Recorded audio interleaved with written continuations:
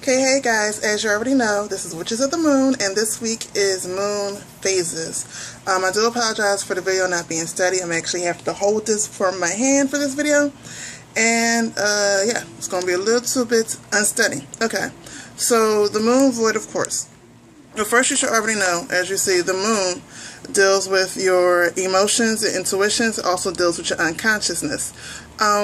And by that really means what it deals with your memory, which is your unconsciousness, your dreams, which is unconsciousness, and your upbringing also is all included in that. Now, what is void of course? Void of course is when the moon is moving from one side to the next, but void of course is when the moon is actually full, or it could be a new moon, it could be a dark moon, but is when the moon is actually in between, that particular part of the moon is in between two signs. So during that full moon, that new moon, that dark moon, whichever moon you're working with, it will be in between two signs, like how this circle here is in between Gemini and Cancer. And I just shortened it, the writing, just for board purposes. But yeah, so most people say when the moon is between two signs not to work with it. And the reason why is because most of the times it's conflicting energies. Like Aries is, because Aries is fire, Gemini is Aries is fire, Taurus is earth, Gemini is air, and Cancer is water. So if the moon is between Gemini and Cancer, please excuse my dog. They're doing a lot of work next door and it's driving my dogs crazy. But as I was saying, Gemini is air, which deals highly with thoughts, but Cancer is water, which deals directly with the moon and intuition, stuff like that.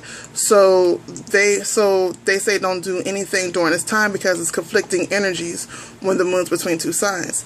Personally, I don't believe that. I have worked with moon void, of course, plenty of times, and you just have to know how to work with it. So, for example, with the moon being here, no matter what phase it is, Gemini, we know, is thought, is the thinker, and Cancer is the feeler.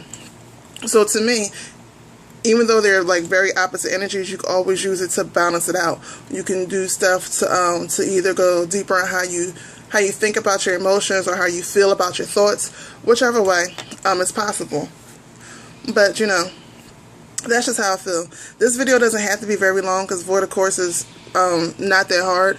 It's just when the moon is in between two signs. And I will say this, a lot of times when you're dealing with full moons and new moons and the times, check the time for your area and then go and just type in moon void, of course, for that month and see if the moon is, there's always charts online, and see if the moon is actually void, of course, because they will not tell you.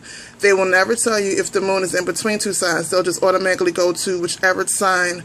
They normally just go to the sign that's moving into, as opposed to the sign it's coming out of. So that's a lot of times when you may do for those who do spells or rituals or whatever you're into, when you do that and then it comes back and it doesn't seem like it's working, or it's like it went crazy, it's probably because the moon was between two signs, and because you was not publicly given that information, you didn't know how to work with it. So that's it for this video. That's my last tip. Always check your time for the moon. Whatever moon your favorite, whatever phase it is, it's going to be the dark moon. Check the time for the dark moon. Check time for the new moon. Check time for full moon, and then check to see if it's void, of course. And as you can hear, my boys are now yelling because they are home and it's time to play. So yeah, that's it. Don't forget to comment, rate, and subscribe. If you have any questions, place them in the comments below. Inbox us, email us. Don't forget about the Facebook page, Witches of the Moon, and peace.